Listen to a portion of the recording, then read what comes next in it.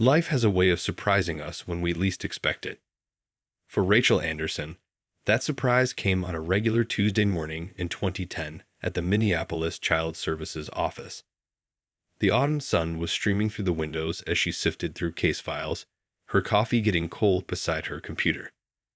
At 32, she had dedicated her life to helping children find homes, never imagining she would soon become more than just their social worker. That morning started like any other. Rachel was reviewing cases when she came across 5 siblings who had recently lost their parents in a car accident. The oldest boy was 10, quiet but protective of his younger siblings. The 8-year-old twins were inseparable, always holding hands when they visited the office. The 6-year-old boy had the most infectious laugh, and the youngest, a 4-year-old girl, carried around a worn-out teddy bear that was missing an eye. "We might have to separate them," Rachel's supervisor told her during their morning meeting. "It's nearly impossible to find someone willing to take all 5. Those words hit Rachel like a punch to the stomach. She had seen too many siblings torn apart by the system, their bonds stretched thin across different homes, different schools, different lives. That evening, Rachel couldn't stop thinking about them. She sat in her small, but cozy apartment, looking at the empty spaces, the spare room she used for storage, the quiet dining table that seated 6 but only ever held her plate. The walls were filled with photos of other people's families, her cousins, her friends, their children. Something stirred in her heart. The next few days, Rachel found herself spending extra time with the siblings. She watched how the oldest would tie his little sister's shoelaces, how the twins would share their snacks without being asked, how the 6-year-old would make silly faces until anyone who was crying started to laugh. They weren't just case numbers anymore. They were 5 pieces of a puzzle that belonged together. During their visits, Rachel learned more about their life before the accident. Their mother had taught them to love music. The oldest boy could play 3 songs on the piano by ear. Their father had been a great cook, and the twins still talked about his famous Sunday breakfasts. These weren't just sad stories. They were precious memories that needed to be preserved, shared, and honored. People often asked Rachel why she chose social work. She would tell them about wanting to make a difference, about loving children, about believing in second chances. But sitting there, watching these 5 kids support each other through the worst time of their lives, she realized her real purpose might be bigger than she'd imagined. One night, unable to sleep, Rachel pulled out her notebook and started making lists. Her salary, her savings, the size of her apartment, local schools, childcare options, support systems. The numbers were daunting, the challenges enormous. She had no experience as a mother, let alone a mother of 5. She was single, lived in a 2-bedroom apartment, and could barely keep her houseplants alive. But then she remembered something her grandmother used to say. The size of your home doesn't matter as much as the size of your heart. Rachel's heart was telling her something important, something that scared her and excited her at the same time. These children needed more than a caseworker. They needed a mother who would understand their loss, honor their culture, and keep their family whole. That Friday, Rachel walked into her supervisor's office with shaking hands but a steady voice. "I want to adopt them," she said. "All 5 of them." Her supervisor looked up from her computer, coffee cup frozen halfway to her mouth. "Have you lost your mind?" she asked. Rachel smiled, feeling more certain with each passing second. "Maybe," she replied, "but I also found my purpose." It was just the beginning of a journey that would change not just her life, but the lives of 5 remarkable children who had already lost so much. Rachel didn't know what challenges lay ahead, but she knew one thing for certain.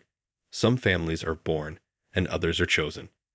She was choosing this one, all of it, with everything she had. The next few months tested Rachel's determination in ways she never expected. Her small apartment suddenly felt even smaller as she worked to transform it into a home that could welcome 5 children. Every weekend was spent at thrift stores and garage sales, hunting for bunk beds, dressers, and enough plates to feed a family of 6. Her savings account shrank, but her hope grew with each preparation. Her friends and family had mixed reactions. Some thought she was making a huge mistake. 5 kids. On your own? Her best friend asked over coffee one morning. You've never even had one. Her mother was more diplomatic, but equally concerned. Honey, are you sure about this? It's not like borrowing a book from the library. You can't just return them if it gets too hard. But Rachel's younger sister became her biggest supporter. She showed up one Saturday with paintbrushes and a determined smile. Together, they transformed the spare room into a cozy bedroom for the twins, with cloud-painted walls and string lights that made the ceiling look like a starry sky. The living room became a bedroom for the oldest boy, with a pull-out couch and a desk for homework. Rachel gave up her own bedroom for the 2 youngest, moving herself into a converted dining nook. The adoption process itself felt like climbing a mountain made of paperwork. Rachel attended parenting classes 3 nights a week after work. She learned about trauma-informed care, cultural sensitivity, and how to help children process grief. Some nights, she'd stay up late researching how to care for Black children's hair, determined to learn everything she could to help her future children feel confident and celebrated. Her colleagues at work watched her transformation with curiosity. The same social worker who had helped countless other families was now on the other side of the desk. You know more than most potential parents, her supervisor admitted during one of their meetings. But knowing the theory and living the reality are 2 different things. Rachel knew they were right, but something deeper kept pushing her forward. During her visits with the children, she noticed small changes. The oldest boy started asking when he could see her bedroom, the one she was giving up for his siblings. The twins began showing her their schoolwork, proud smiles on their faces as she praised their efforts. The 6-year-old started saving her a seat during snack time, and the littlest one would now reach for her hand without hesitation. One rainy afternoon, during a supervised visit, the youngest girl climbed into Rachel's lap during story time. As she read, "Where the Wild Things Are," for what felt like the 100th time, she felt a small hand pat her cheek. "Your heart is very big," the little girl said seriously, repeating something she'd obviously heard an adult say. Rachel had to pause reading, her eyes filling with tears. The hardest part was dealing with the questions and stares from strangers.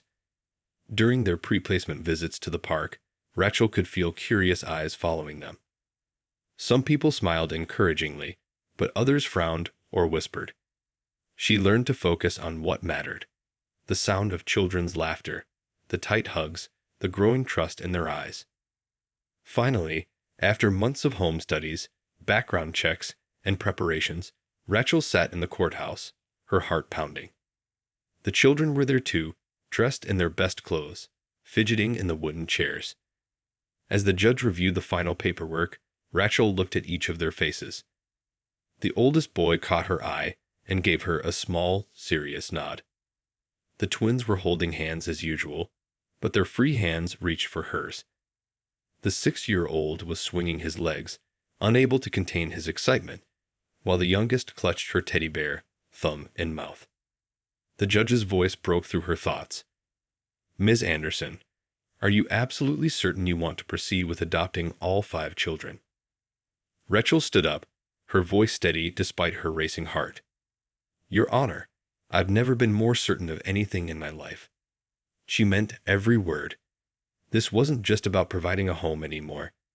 It was about keeping a family together, about love choosing to be stronger than circumstance. As they left the courthouse that day, a new family of 6 instead of a woman alone, Rachel realized this wasn't the end of a journey. It was just the beginning. The real challenges, the real joys, the real story was about to unfold. The first year together was like riding a roller coaster blindfolded. Rachel quickly learned that love alone wasn't enough. It took patience, creativity, and more energy than she ever knew she had. Those early months tested everyone's strength, but they also brought moments of joy that made everything worthwhile. Mornings were the biggest challenge. Getting 5 kids ready for school seemed like an Olympic sport. Rachel would wake up at 5 a.m. to pack lunches and lay out clothes, only to find that someone's shoes had mysteriously disappeared or homework had been left at the kitchen table. The twins were early birds, always ready first, while their older brother needed 3 wake-up calls and the promise of pancakes to get moving. The littlest one struggled with nightmares. Nearly every night, Rachel would wake to tiny footsteps and find her standing beside the pull-out couch, teddy bear in hand. The bad dreams came again, she'd whisper. Rachel would scoot over, lift her up, and hold her close, humming softly until the fears melted away. Sometimes, they'd end up having midnight snacks of warm milk and cookies, making up silly stories until the smiles returned. Learning to do hair was another adventure entirely. Rachel spent hours watching online tutorials, practicing braids on dolls while the kids were at school. Her first attempts were far from perfect. The twins would giggle at their uneven braids, but they never complained. Instead, they'd sit patiently, teaching her the tricks their birth mother had used, sharing memories that made them both laugh and cry. The 6-year-old had trouble at school. His teacher called one day about his behavior. He'd been acting out, refusing to participate in group activities. Rachel left work early to meet with him. In the car ride home, he finally opened up. "The other kids said we can't be a real family because we don't match," he said quietly. Rachel pulled over, turned to face him, and shared something her grandmother once told her. Families are like quilts. They come in all patterns and colors, but what matters is how well they're stitched together. Food became their language of love. Rachel learned to cook their favorite meals, carefully following recipes their birth father had made. Sunday mornings became sacred, all 6 of them in the kitchen, making breakfast together. The oldest boy remembered how his dad flipped pancakes, teaching Rachel the exact moment to turn them for that perfect golden brown. These moments weren't just about food, they were about keeping memories alive while making new ones. But it wasn't all challenges. There were countless beautiful moments too. Like when the twins performed in their school play, and all 6 of them went out for ice cream after, still wearing face paint and costumes. Or when the oldest boy finally felt comfortable enough to show Rachel his secret notebook of drawings, filled with sketches of their new family. The youngest started calling Rachel Mommy one ordinary Tuesday while they were folding laundry, saying it so naturally that Rachel had to pretend she wasn't crying into the warm towels. The neighborhood slowly warmed up to them. Mrs. Johnson next door, who had initially been full of questions and raised eyebrows, became their biggest supporter. She'd bring over casseroles on busy days and offer to watch the kids when Rachel needed to work late. "You've got something special here," she'd say, watching the children play in the backyard. "Don't let anyone tell you different." One evening, after a particularly rough day of parent-teacher conferences and a broken washing machine, Rachel found a handmade card on her pillow. All 5 kids had signed it, with drawings and stickers decorating every inch. Inside, in wobbly handwriting, it simply said, "Thank you for choosing us." She sat on her pull-out couch, holding that card, realizing that despite all the challenges, despite all the doubts others had expressed, this was exactly where she was meant to be. That first year taught them all something important. Family isn't about doing everything perfectly. It's about showing up, day after day, through the tough times and the good ones. It's about making mistakes and learning together, about turning ordinary moments into memories, and about choosing to love each other, even when it's not easy. As Rachel tucked the card into her memory box that night, she could hear the kids laughing in the other room, probably making a mess while getting ready for bed. But the sound of their laughter, the evidence of life and joy filling her once quiet apartment, was the sweetest music she ever heard. As months turned into years, their family rhythm became more natural, but new challenges emerged. The oldest boy, now 12, started middle school, and with it came a wave of questions about identity and belonging. One afternoon, Rachel found him sitting alone on the front steps, unusually quiet after basketball practice. Coach didn't put me in the game today, he said, staring at his sneakers. Some kids on the team said I only made it because his voice trailed off. Rachel sat beside him, their shoulders touching. Because what? She asked gently. Because you're trying to prove something by having black kids, he finished, the words tumbling out like heavy stones. Rachel felt her heart crack, but she kept her voice steady. You know what I see when I watch you play? She asked. I see a kid who stays after practice to perfect his free throws. I see someone who helps younger players learn the game. That's why you made the team. They sat together until the streetlights came on, talking about belonging, about worth, about how families stand up for each other. The twins, now 10, were developing their own unique interests. The girl joined the school choir and discovered a passion for singing that reminded Rachel so much of their birth mother. Her brother became obsessed with science, turning their small kitchen into an experiment station. One memorable Sunday morning, they woke up to find him trying to make rainbow pancakes using food coloring and what looked like half the spice rack. Instead of shutting down his culinary adventures, Rachel bought him a junior scientist kit. Soon, their weekend breakfasts became part cooking, part science experiment. Some results were better than others. The blue waffles were a definite miss. But watching him light up while explaining the chemistry behind baking powder made every messy disaster worthwhile. The 8-year-old struggled with reading, but showed an incredible talent for remembering songs. Rachel worked with his teachers to find creative ways to help him learn. They started putting his spelling words to music, turning study sessions into mini concerts. Soon, other parents were asking for their spelling songs, and he began teaching them to his classmates during recess. The youngest, now 6, had started first grade and was full of questions about everything, especially about their unique family. During bath time one evening, she asked, "Mommy, why do people sometimes look at us funny at the store?" Rachel helped her wash her hair, taking extra care not to get soap in her eyes. Sometimes people don't understand that love doesn't care about what we look like on the outside, she explained. But what matters is what we know in our hearts. That conversation led to a new family tradition. Every night at dinner, they would share one thing they loved about their family. The answers ranged from silly to serious, from "I love that we have Taco Tuesdays" to "I love that we can talk about hard stuff and nobody gets mad." These simple shares became their way of reinforcing their bonds, of saying, "We choose each other every single day." Their apartment had become wonderfully chaotic. The walls were covered with school art projects, family photos, and achievement certificates. The kids' homework station had taken over the living room, with 5 different folders color-coded by child.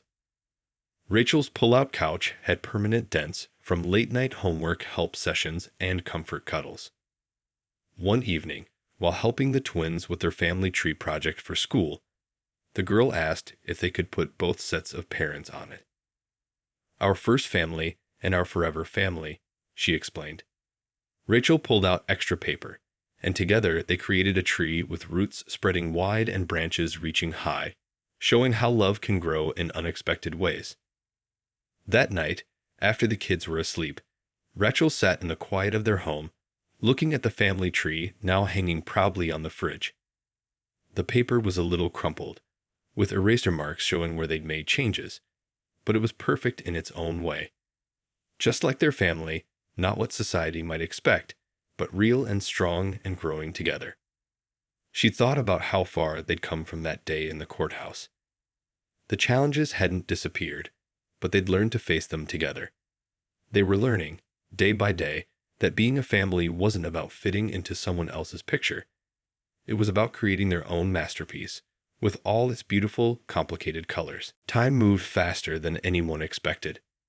The oldest boy was now 14, and the house echoed with the sound of his deepening voice and growing confidence. One spring afternoon, he came home bursting with news. He'd been chosen as team captain for the basketball team. But there was more to the story than just sports. "Coach says I have natural leadership," he told Rachel while helping her prepare dinner. His hands moved skillfully, chopping vegetables just like she'd taught him. Remember those kids who used to give me trouble? Now they come to me for advice about plays. Rachel watched him from the corner of her eye, noticing how he stood taller now, more sure of himself. You know why they look up to you? She asked. Because you learned to believe in yourself first. The twins, at 12, were going through their own transformations. The girl had started a lunch club at school where kids from different backgrounds could share their family stories and favorite foods. Like our Sunday brunches, she explained, but with more people. Her brother, still a scientist, had won the school science fair with a project about how families adapt and grow, inspired by their own story. One evening, Rachel overheard the twins talking in their room. Do you ever wonder what Mom would think of us now? One asked. Which mom? The other replied. There was a pause, then laughter. Both of them, they decided. Rachel stood quietly in the hallway, her heart full, understanding that love had room to honor both past and present. The 10-year-old continued to struggle with reading, but had found his voice through music. When his teacher suggested a special education program, he was scared it meant he wasn't smart. Rachel spent a whole weekend showing him famous musicians who had learning differences. Different isn't less, she told him. It just means your brain makes its own beautiful music. By the end of the year, he had written a song about their family that made his whole class cry, in a good way. The youngest, now 8, had become the family's unofficial photographer, using Rachel's old phone to document everything. We need memories, she would say solemnly, snapping pictures of everyday moments. Homework time, dinner preparations, even their Sunday morning bedhead. One day, she presented Rachel with a digital album she'd made. Look, Mommy, this is us becoming us. Their home had evolved too. The pull-out couch was finally replaced with a proper bed when they moved to a slightly bigger apartment in the same neighborhood. The kids helped paint their new rooms, getting more paint on themselves than the walls. Mrs. Johnson from their old building still visited, bringing her famous casseroles and telling anyone who would listen about the family that proved love knows no bounds. The biggest surprise came during a parent-teacher conference. The oldest boy's English teacher shared an essay he'd written about family. In it, he described how being adopted had taught him that courage isn't about being fearless. It's about choosing love even when you're scared. Your son, the teacher said, has helped other students understand what real strength looks like. That essay sparked something in their household. Soon, all 5 kids were sharing their stories in their own ways. The twins started a blog about growing up in a multiracial family. The 10-year-old put their family's journey to music. Even the youngest contributed by creating photo collages that showed their transformation over the years. Rachel found herself learning as much as she was teaching. Each child brought their own perspective, their own way of processing their unique family situation. Some days were still hard. There were still stares at the grocery store, still questions from strangers, still moments of doubt and confusion.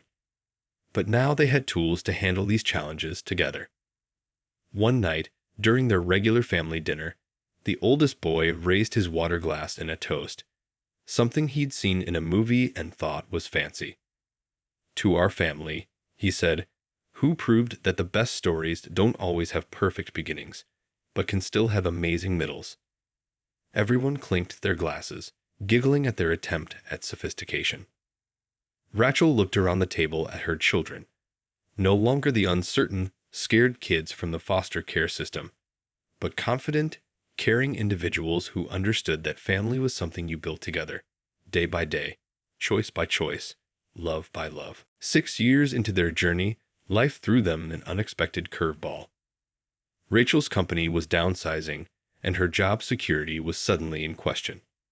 The oldest boy, now 15, found her late one night at the kitchen table, surrounded by job listings and budget sheets. Without a word, he made 2 cups of hot chocolate, just the way she'd always made it for him when he was worried. We've got savings, she murmured, more to herself than to him. He sat down beside her, pushing one mug her way. "Remember what you told me when I didn't make the basketball team the first time?" he asked. "That setbacks are just setups for comebacks." Rachel looked up, surprised to hear her own words coming back to her. Her son, almost as tall as she was now, gave her a gentle smile. "We're in this together, Mom. All of us." The next morning, the twins, now 13, overheard Rachel on the phone discussing job possibilities. They spent their afternoon making help-wanted posters for their mother, listing all her special skills: professional kid hugger, expert sandwich maker, best bedtime story reader, and world's greatest problem solver. What started as a joke turned into something beautiful when they added real qualifications: social worker with 15 years of experience, adoption advocate, family counseling certification. The 11-year-old, still their family musician, composed a song about tough times and stronger families. He performed it at dinner, using the kitchen table as his drum set, making everyone laugh despite their worries. The youngest, 9 now, declared she would sell her artwork to help. She set up a small stand in front of their apartment building, selling drawings of their family for 50 cents each. Their community rallied around them in ways they never expected. Mrs. Johnson spread the word about Rachel's job search through her church network. The twins' teacher mentioned Rachel's situation to a school board member who was looking for a family services coordinator. The basketball coach's wife, who worked at a nonprofit, passed along Rachel's resume to her organization. During this uncertain time, their family bonds grew even stronger. They started having creativity nights instead of eating out, where everyone had to come up with free ways to have fun. The oldest boy taught them all basketball tricks in the park. The twins organized a neighborhood talent show on their front steps. The 11-year-old gave mini concerts, and the youngest turned their living room into an art gallery with her drawings. One evening, while they were all sitting on their apartment floor eating picnic style, another money-saving idea that had turned into a family favorite. The youngest asked a question that made everyone pause. "Are we poor now?" The room went quiet. Rachel took a deep breath, ready to explain, but the oldest boy spoke first. "No way," he said firmly. "We've got everything that matters. We've got each other, we've got love, we've got talent, and we've got more ideas than any other family I know." The twins nodded eagerly, adding, "Plus, we're having more fun now than when we used to just watch TV every night." Rachel watched in amazement as her children transformed what could have been a time of fear and scarcity into one of creativity and connection. They started a family newsletter, sharing their daily victories, no matter how small. Mom got a job interview. Big brother helped someone with math. The twins made dinner without burning anything. Little sister's art stand made $12. Then came the day Rachel got the call. The school board position was hers, with better hours and benefits than her previous job. When she shared the news, the kids erupted in cheers. The 11-year-old grabbed his makeshift drums, the twins started dancing, the youngest threw her artwork in the air like confetti, and the oldest boy just hugged her tight, whispering, "See? Setbacks are just setups." That night, they celebrated with a special dinner. Nothing fancy, just breakfast for dinner, their favorite comfort food. As they sat around their table, Rachel looked at each of their faces, illuminated by the setting sun streaming through their window. These children, who had every reason to be scared of change and loss, had shown her what true resilience looked like. They had turned a potential crisis into an opportunity to grow closer, to be creative, to support each other. The twins summed it up perfectly in their next blog post. "Sometimes the hard times are actually the best times, because that's when you discover what your family is really made of." Turns out, ours is made of some pretty strong stuff. As they approached their 10th year together, their home buzzed with teenage energy and big dreams. The oldest, now 17, was deep into college applications. Late one night, Rachel found him staring at the essay portion, cursor blinking on the screen. "I don't know how to tell my story," he confessed. "It feels too big." Rachel sat beside him, remembering the quiet 10-year-old she'd first met. Start with one moment, she suggested. Just one thing that changed you.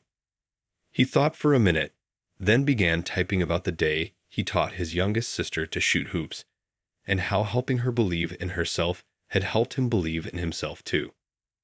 The twins, 15 now, had become quite the dynamic duo at their high school. The girl was class president, running on a platform of inclusion and diversity. Her brother had turned his love of science into action, starting an after-school program where older students helped younger ones with math and science. "We learned it from you, Mom," they told Rachel. "You showed us that one person really can make a difference." During one of their Sunday brunches, the twins made an announcement.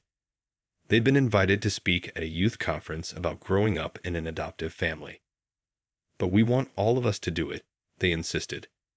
The 13-year-old, still their family's musician, immediately offered to compose a song for the presentation. The youngest, now 11, volunteered her growing collection of family photos. The oldest boy, usually quiet about their family story, surprised everyone by saying he wanted to speak too. "People need to hear about real families," he said, pushing his scrambled eggs around his plate. "About how love is a choice you make every day." Preparing for the conference became a family project. They spent evenings sharing memories, both happy and hard. The twins remembered their first day of school after the adoption.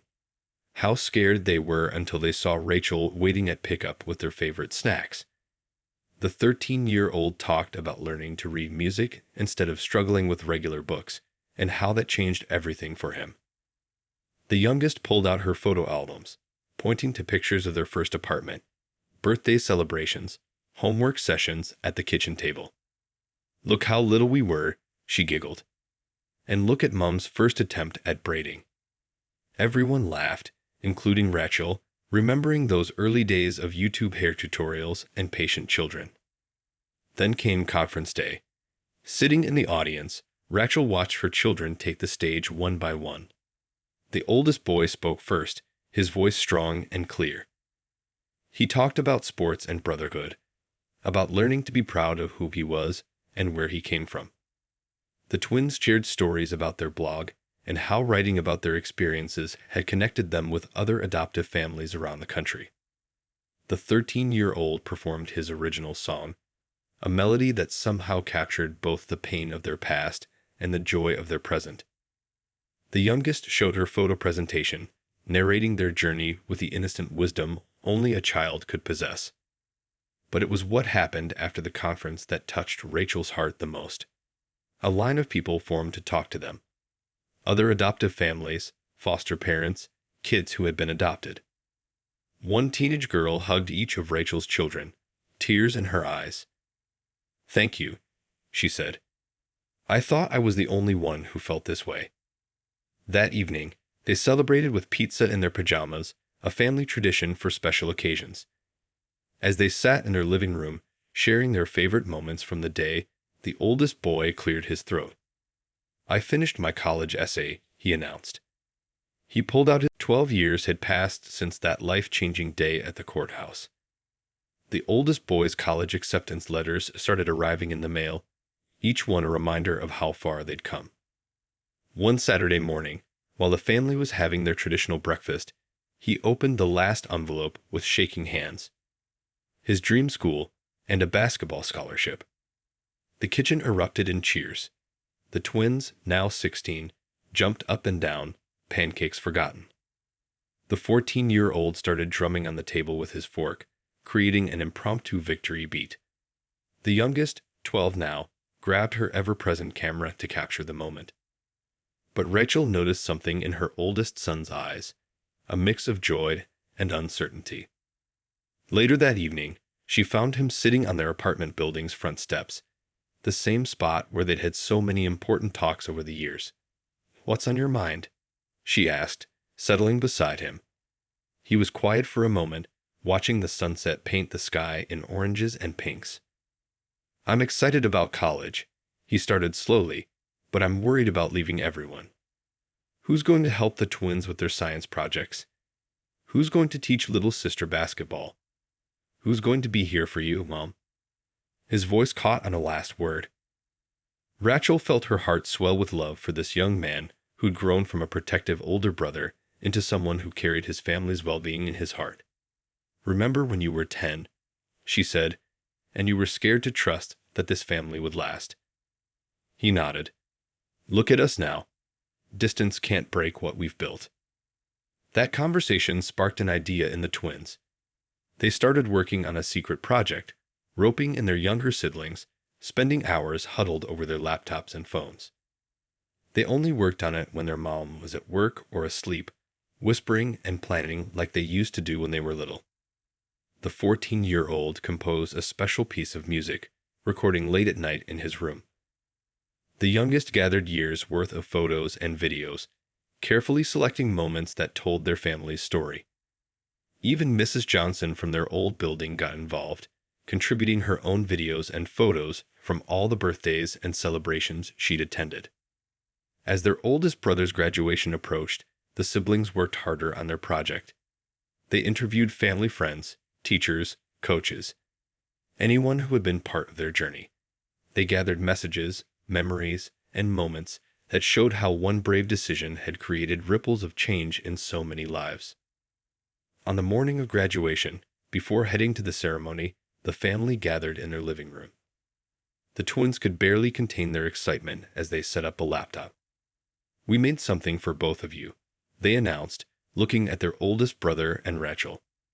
For your next chapter. The video began playing. It opened with footage from their early days. Shaky home videos of their first apartment, first family dinner, first Christmas together. Then came clips of basketball games, school plays, science fairs, and music recitals. Friends and neighbors appeared on screen, sharing stories about watching this unique family grow and thrive. But it was the personal messages from each child that brought tears to everyone's eyes. The twins talked about how their older brother had protected them, taught them to be brave. The 14-year-old spoke about late-night talks and basketball lessons. The youngest shared her earliest memory, her big brother tying her shoes before her first day of kindergarten. The video ended with a montage of family photos set to the music their brother had composed. The final shot was from their very first day as a legal family, standing outside the courthouse. 6 nervous, hopeful people about to begin an incredible journey. Now you can take us with you to college, the youngest said, wiping her eyes. The twins added, and Mom can keep you close too. The 14-year-old simply hugged his big brother. No words needed. Rachel looked at her children, no longer the scared, uncertain group from the foster care system, but strong, confident individuals who understood the true meaning of family. Her oldest son, dressed in his graduation robe, stood tall and proud, but his eyes were soft with emotion. You all did this, he asked, voice gruff. For me. For us, the twins corrected. Because no matter where we go, this is our story, and it's still being written. They were almost late to the graduation ceremony, but nobody minded. Some moments are worth being late for. 13 years after their story began, Rachel sat in her living room surrounded by party decorations. Today was special. It was her 45th birthday, but her children had been mysteriously quiet about any plans. The oldest had come home from his first year of college, claiming he just happened to have a long weekend. The twins, now 17, kept exchanging secret smiles.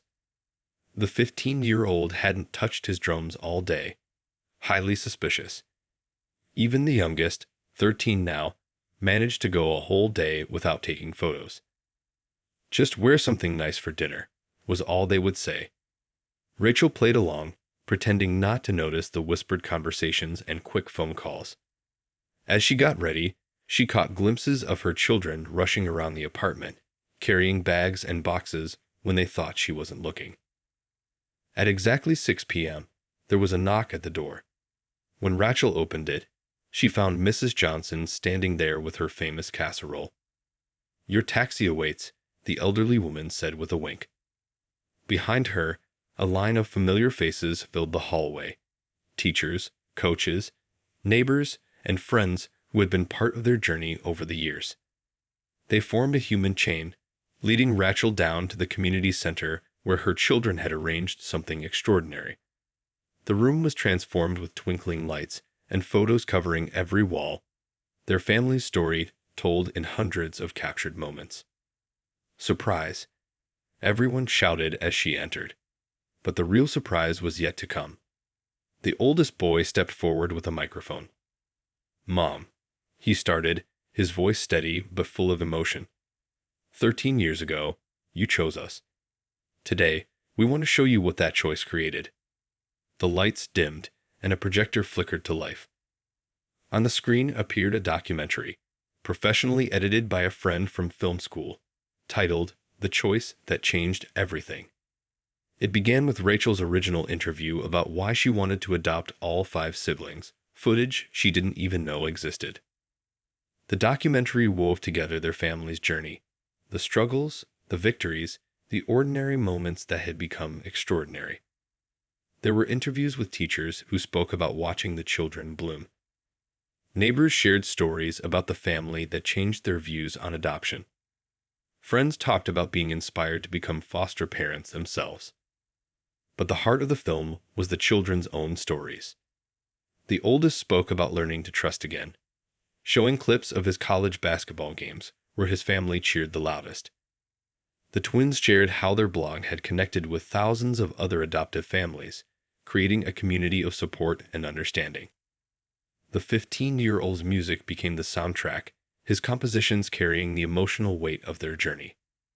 The youngest's photographs and videos provided the visual narrative, her eye for detail capturing the small moments that made their family special. As the film played, Rachel watched through tears as their story unfolded on screen. She saw herself learning to braid hair, the kids teaching her their favorite recipes, late-night homework sessions, basketball games, science fairs, choir performances. She saw the gradual transformation of 6 strangers into an unshakable family unit. The documentary ended with a surprise announcement. The kids had started a foundation in Rachel's name, dedicated to helping other adoptive families stay together. They'd already raised enough money to help 3 sibling groups remain united through adoption. But wait, the oldest said, "There's more." One by one, people from the audience stood up, sharing how Rachel and her family had inspired them. A teacher who had become a foster parent, a neighbor who had adopted, a coach who had started a program for adoptive families. Their small act of love had created ripples they never imagined. The youngest grabbed the microphone last. "Mom," she said, her voice clear and confident, "you always said that love is a choice you make every day. We wanted to show you how many lives changed because of your choice." Rachel looked at her children, the oldest, confident and kind, the twins, creative and compassionate, the 15-year-old, talented and determined, the youngest, wise beyond her years. She saw not just who they were, but who they had helped each other become. "You know what the best part is?" the twins said together, just like when they were little. "This isn't the end of our story. It's just the beginning of a new chapter." That night, surrounded by love and memories, Rachel realized that family isn't just about the choice to come together. It's about the thousands of tiny choices you make every day to stay together, to grow together, to love deeper and reach higher. And sometimes, those choices create miracles.